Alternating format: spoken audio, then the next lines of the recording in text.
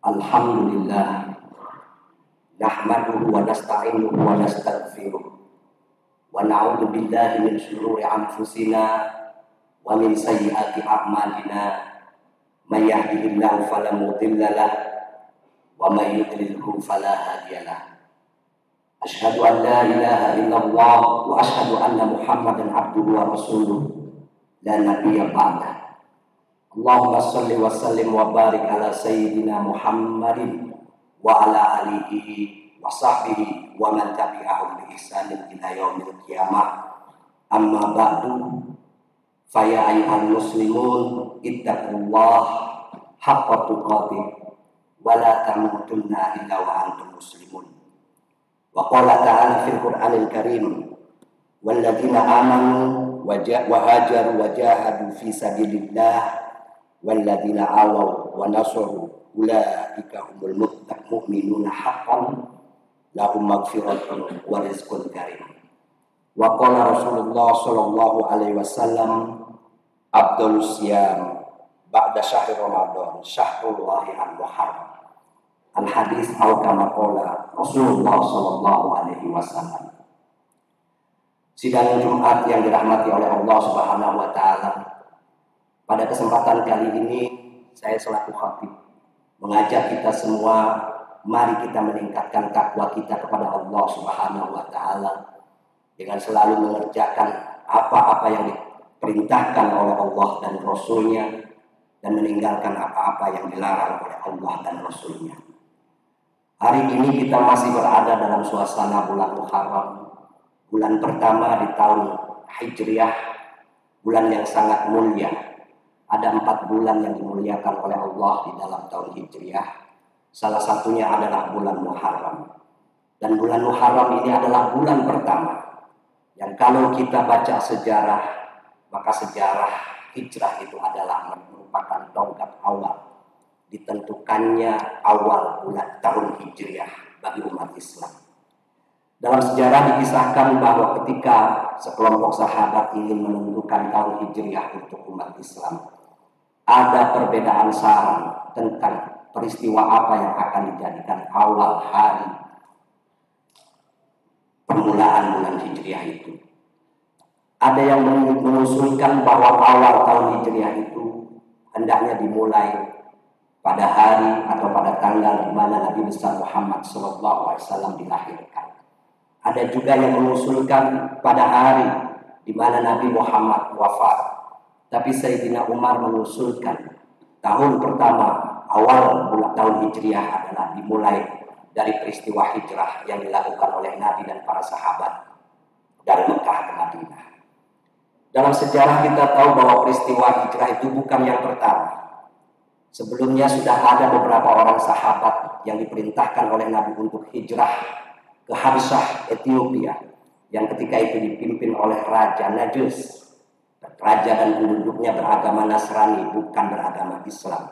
Tapi karena raja ini terkenal arif dan bijaksana, maka para sahabat Nabi diperintahkan untuk hijrah ke Najus atau Ethiopia. Hijrah ini adalah peristiwa di mana umat Islam meninggalkan tempat yang mereka merasakan dizalimi, dihina, ditindas. Bukan karena perbedaan agama mereka harus hijrah, tapi karena perlakuan penindasan yang dirasakan yang membuat mereka harus hijrah.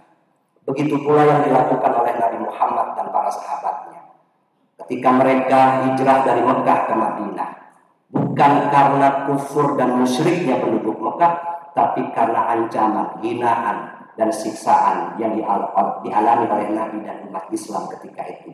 Bahkan dalam sejarah, Nabi dan umat Islam pernah merasakan diembargo di satu lembah. Oleh sebab itu tidak ada jalan lain untuk menyelamatkan dakwah Islam selain pindah dari Mekah ke Madinah. Ketika mereka berangkat dari Mekah ke Madinah, tidak ada yang mereka bawa. Semua harta mereka tinggalkan kecuali yang memang bisa mereka bawa. Tanah tumpah darah mereka ditinggalkan, rumah ditinggalkan, saudara-saudara ditinggalkan. Dan mereka betul-betul mengorbankan itu semua demi perjuangan di jalan Allah Subhanahu wa taala. Ketika sampai di Madinah, yang ketika itu masih bernama Yathrib. Ada juga sekelompok orang yang disebut dengan kaum Ansor yang tidak kalah mulia akhlaknya dibanding kaum Muhajirin. Begitu mereka datang disambut oleh kaum Ansor, yang miskin diberikan bantuan, yang tidak punya rumah diberi rumah, yang tidak punya lapak diberi lapak di pasar.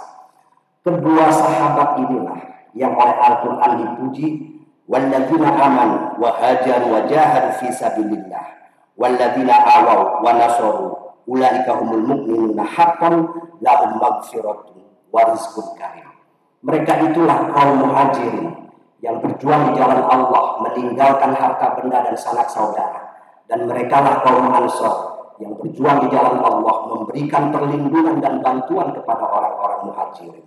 Mereka dikatakan oleh Al-Quran, ulaika humul mu'minuna haqqan. Merekalah orang-orang yang imannya benar, imannya sungguh-sungguh, imannya bukan hanya di lisan. Dan ini dapat kita pahami karena dua kelompok sahabat ini merupakan hasil didikan Nabi besar Muhammad SAW. Oleh sebab itu, apa yang mereka lakukan sungguh menjadi suri tauladan bagi kita di zaman sekarang ini. Kehendak berjuang, mengorbankan, dan juga keinginan membantu bagi mereka yang kesusahan. Inilah nilai yang harus kita ambil dari perjalanan hijrah yang dilakukan oleh Nabi besar Muhammad SAW dan para sahabatnya ketika itu. Nabi Muhammad ketika memimpin kota Madinah yang awalnya adalah Yathrib, beliau mengubahnya menjadi Madinah. Kalau kita ingin tahu apa sebetulnya visi dan misi Nabi besar Muhammad SAW dalam membangun umatnya ketika itu, visi dan misi itu ada di dalam kata Madinah itu sendiri. Kata Madinah asal katanya adalah tamadun, yang di dalam bahasa Arab berarti saqafah wal hadar, budaya dan peradaban. Jadi dari kata Madinah itu kita bisa mengambil pelajaran bahwa yang ingin dibangun oleh Nabi besar Muhammad SAW adalah masyarakat yang berbudaya dan beradab. Yang cirinya tentu ada dua, mencintai ilmu pengetahuan dan menghargai segala perbedaan.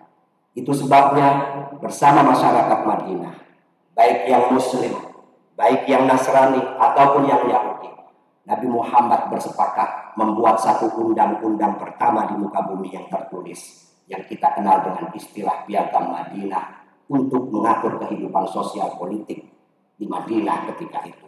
Semua orang harus dihormati, semua orang harus dihargai, apapun suku dan agamanya, tidak satu pun yang dimusuhi oleh Nabi besar Muhammad SAW.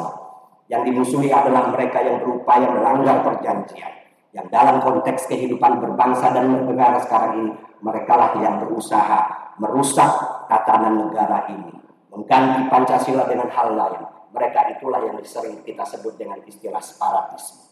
Dan Muhammad tidak pernah melakukan kebencian kepada siapapun atas dasar agama dan suku.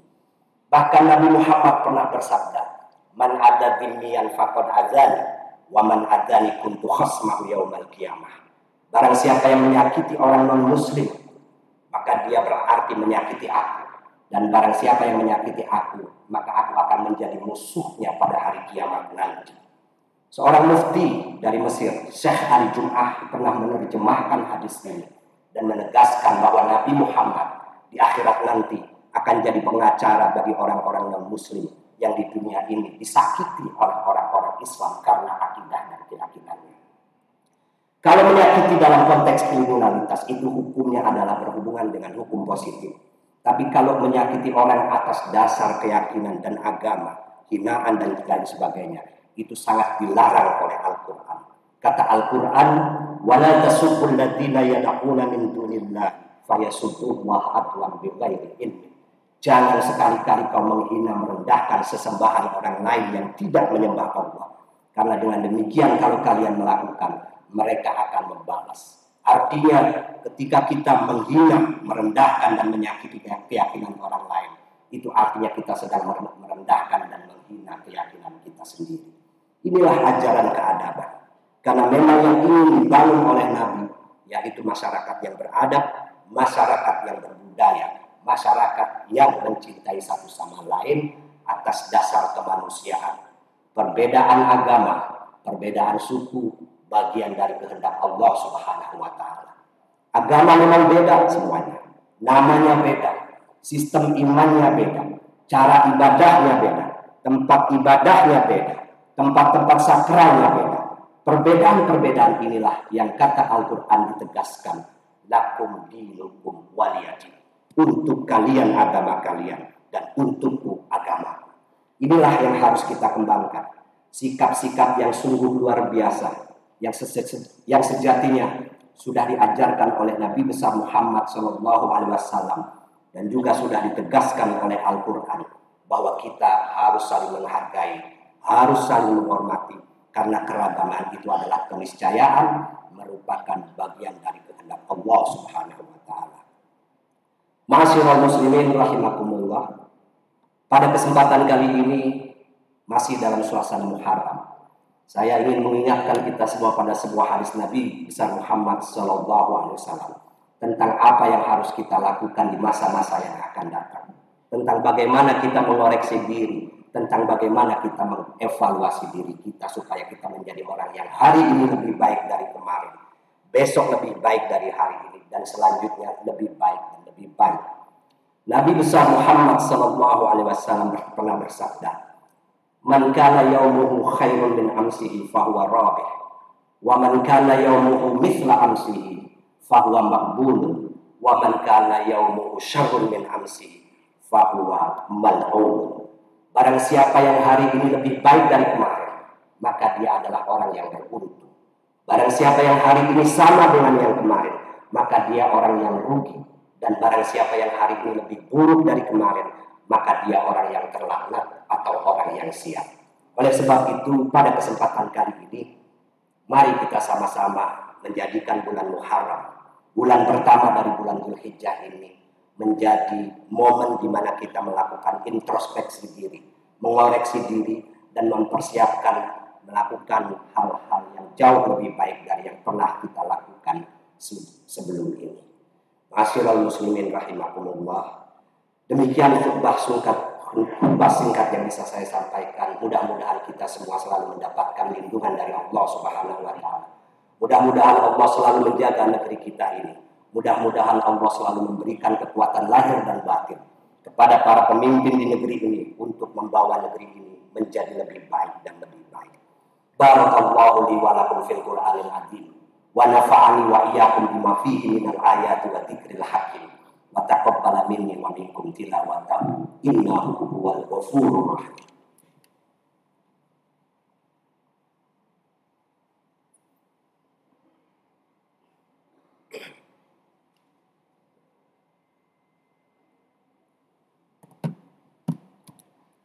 Alhamdulillah ala ihsanih wa syukruhu ala taufiqi wa amtinani. Wa ashhadu an la ilaha illallah wahdahu la syarikalah wa ashhadu anna Muhammadan abduhu wa rasuluh ad-da'i ila ridwani. Allahumma sholli ala sayyidina Muhammad wa ala alihi wa ashabihi wa sallim tasliman katsira.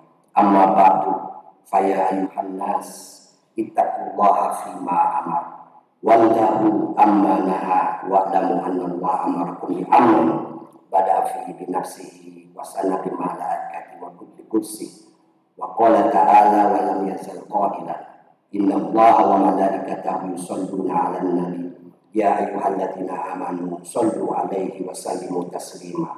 Allahumma sholli 'ala sayyidina Muhammadin wa 'ala ali sayyidina Muhammad wa 'ala anbiya'ika wa rusulika wal malaikatil muqarrabin warda Allahumma an khulafa'ir rasyidin Abi Bakr wa Umar wa Utsman wa Ali wa ambiyati sahabati ila yaumiddin warda anna ma'ahum bi rahmatika ya arhamar rahimin. Allahumma ighfir lil mu'minina wal mu'minat wal muslimina wal muslimat al ahya'i minhum wal amwat.